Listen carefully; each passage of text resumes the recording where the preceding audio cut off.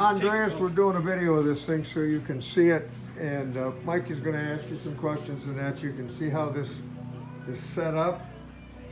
Okay, Mike, start talking to him. Oh, Andreas, this is, you can see how the clutch arm is, when you come around here, the keyway is engaged in the throw-out bearing fork on the shaft. So I'm going to articulate the shaft, and you can see, so I'm just concerned, is the shaft in the right position? Come around to the side here, Gary. Is that shaft in the right position for how it should be? There you go. See how that... Now I have to modify the fork arms a little bit to engage with the tabs here on the throw-out bearing, but this is what we've got so far. So we'll talk.